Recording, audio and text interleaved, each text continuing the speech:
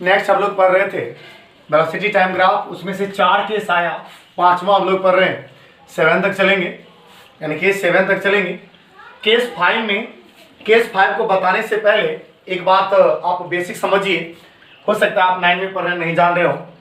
एक लाइन है और एक लाइन तिरछा इस तरीके से आया, टच किया, और इस एंगल का नाम एक्यूट है, इस एंगल का नाम एक्यूट है, यानी न्यून कोण 90 से लेस वाला, ये है एक्यूट एंगल। और ये जो एंगल इधर बना, इस एंगल का नाम, इधर वाला एंगल ऑब्ट्यूस है। तो कहने का मतलब ये हुआ कि आप θ1 θ2 डाल सकते हैं। हालांकि θ1 पता है तो 180 में सब्ट्रैक्ट कर देंगे, θ2 निकल जाएगा। Acute angle, obtuse angle. जहां तक tan θ का सवाल है, ये tan θ ये पॉजिटिव भी होता है और नेगेटिव भी होता है। पॉजिटिव कब होता है? यहां पर नोट 1 में इफ थीटा एक्यूट, यदि एंगल थीटा एक्यूट हो,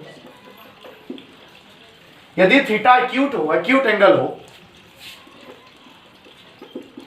एक्यूट का मतलब 90 से लेस हो, उस केस में tan थीटा का वैल्यू पॉजिटिव होता है, जो आप 10 क्लास में पढ़ेंगे और जानते हैं तो अच्छी बात है।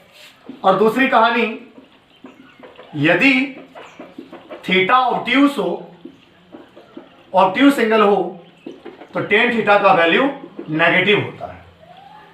एक्यूट ऑब्ट्यूस दोनों तरह का एंगल आ सकता है स्लोप में, वो देखिए दिखाते हैं आपको कैसे।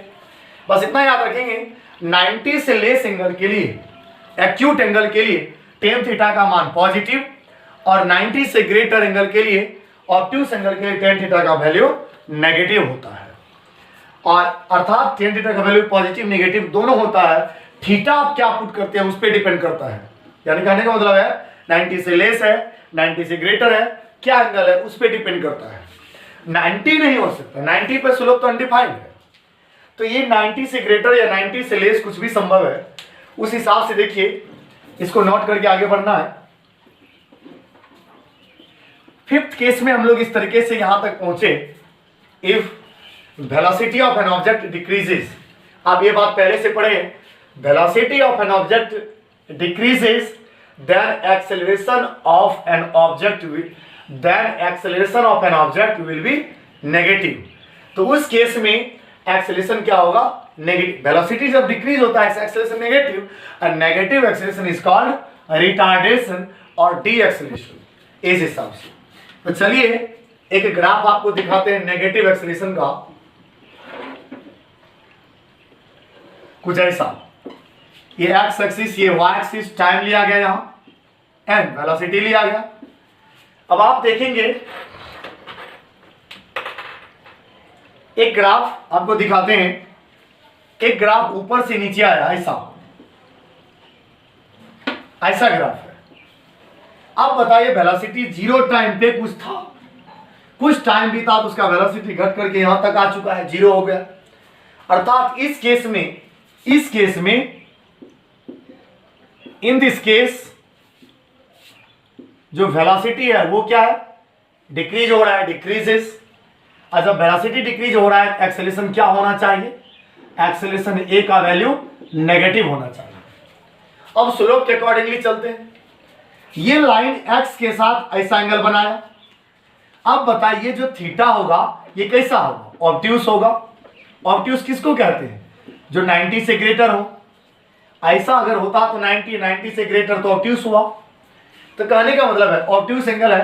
अब इस ग्राफ के लिए स्लोप आएगा। यदि हम लोग स्लोप फाइंड आउट करने का प्रयास करें, slope m is equal to tan theta, क्योंकि tan थीटा का वैल्यू हमेशा क्या आएगा? नेगेटिव आएगा। क्यों? क्योंकि थीटा क्या है? ऑब्ट्यूस है। यहां साइड में लिख सकते हैं थीटा क्या है? ऑब्ट्यूस। ऑब्ट्यूस एंगल है। ऑब्ट्यूस एंगल के लिए tan थीटा का वैल्यू नेगेटिव, अर्थात स्लोप क्या आया? नेगेटिव। और ये किसका स्लोप है? एक्सेलरेशन टाइम का स्लोप है। एक्सेलरेशन टाइम का स्लोप है और ये स्लोप नेगेटिव ही होगा। और ये इसका स्लोप जो होगा वो एक्सेलरेशन होगा, और यहां पर एक्सेलरेशन स्लोप के हिसाब से हम लोगों ने नेगेटिव बताया। और नेगेटिव का जो ग्राफ है ऊपर से नीचे की तरफ आता है ताकि वेलोसिटी उसका क्या हो, डिक्रीज हो, या वेलोसिटी डिक्रीज होता है तो उसका ग्राफ ऑटोमेटिकली ऊपर से नीचे आएगा। ठीक है, इस तरीके से हम लोग क्या समझे कि रिटार्डेशन का ग्राफ ऊपर से नीचे आता हुआ यानी उसका वेलोसिटी घटता हुआ अर्थात स्लोप ऑब्ट्यूज बनाएगा और एक्सेलरेशन क्या होगा, नेगेटिव होगा। और इस बात को अच्छे से समझेंगे और इसको नोट्स भी करेंगे। नेक्स्ट अगले क्लास में अगले केस पर चलते हैं। ठीक है, थैंक यू।